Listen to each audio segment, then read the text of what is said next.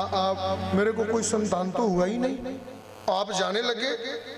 महर्षि कर्दम बोले कि कैसी बात कर रही हो, संतान नहीं हुआ का मतलब क्या हुआ? 9 कन्याएं हैं, ये क्या संतान नहीं है? ये क्या बच्चे नहीं है? ये क्या औलाद नहीं है?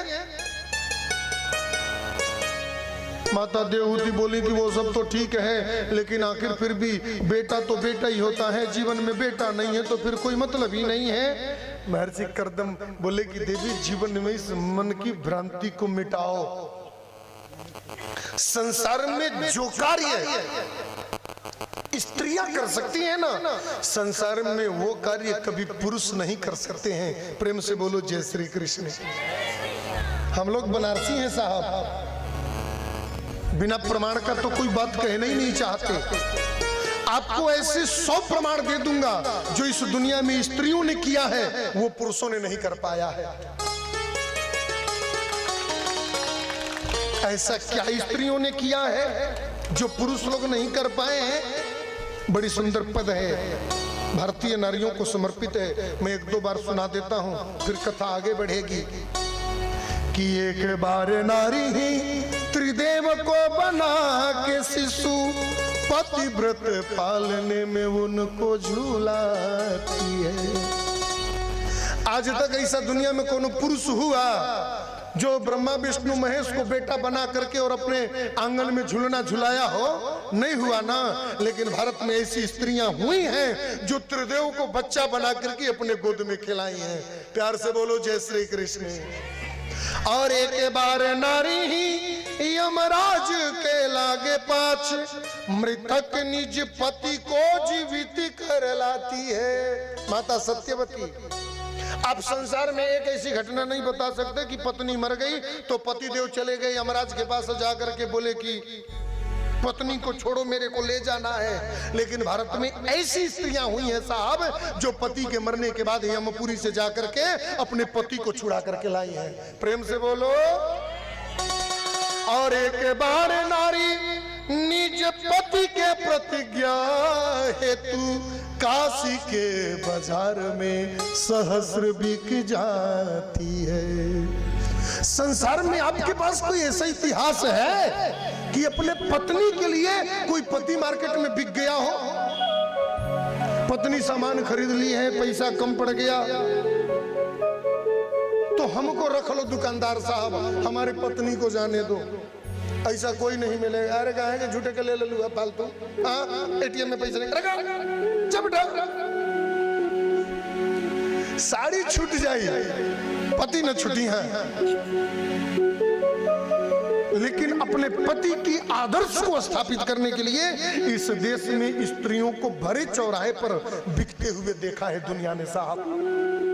और एक बार नारी प्रिय पुत्र को पठा के बन में जग कर कल्याण सौभाग्य को मनाती है। तब पंक्ति लिखना पड़ा कि है कितना गौरव साली पद जग में भारत की नारी का। है कितना गौरवशाली पद जग में भारत की नारी का। रण में वन में सुख में दुख में छाया पति की बन जाती है। अपने कोमल उंगली को रथ चक्के की कील बनाती है। महाराज दशरथ जब देवासुर संग्राम में युद्ध करने लगे और युद्ध करते करते एक बार उनके चक्के का कील निकल गया, लगा कि अब चक्का ही गिर जाएगा, चक्का गिरेगा तो रथ गिरेगा, रथ गिरेगा तो राजा गिरेंगे। माता कैकेयी ने तुरंत उस कील के जगह पर अपना हाथ लगा दिया। दिनों प्रतिदिन युद्ध चलता रहा और माता उसी में हाथ लगाई रही। और युद्ध जब समाप्त हुआ और रथ खड़ा हुआ, जब माता ने अपने हाथ को निकाला तो देखा कि माता कैकेयी का पूरा हाथ रक्त रंजित हो गया साहब। दशरथ जी बोले ये किससे हो गया? अरे बोले रथ का चक्का का कील निकल गया था। मैं सोची कि आपको डिस्टर्ब करना ठीक नहीं है, इसलिए मैंने उस कील के जगह पर मैंने अपना हाथ ही डाल दिया था ताकि रथ आबाद गति से चलता रहे और आप युद्ध करते रहे। ऐसी इतिहास इस दुनिया में केवल भारत की नारी ही रच सकती है और दुनिया में किसी को रचने का सामर्थ्य नहीं है साहब। कि काली सी मत वाली बनकर अरिदल रक्त बहाती है, अन्यायी यातताइयों की पल में देती दल छाती है। और स्वागत करती सहस्र रण में माता लक्ष्मीबाई की स्वागत करती सहस्र रण में सरबरची और कटारी का। है कितना गौरवशाली पद जग में भारत की नारी को, है कितना गौरवशाली पद जग में भारत की नारी का। पति की मृत्यु का बदला लेने के लिए करोड़ों विदेशी आक्रांताओं के सामने अपने 6 महीने के बच्चों को अपने पीठ में बांध करके और रथ पर बैठ करके, घोड़े पर बैठ करके दुश्मनों की सामना करने वाली स्त्री इस दुनिया में पैदा हुई है साहब।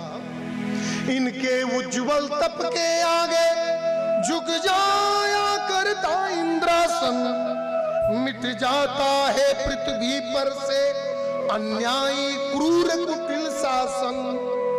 प्रमाण है ना, थक जाता है सहस्र गज बल पर्यंत न मिलता साड़ी का।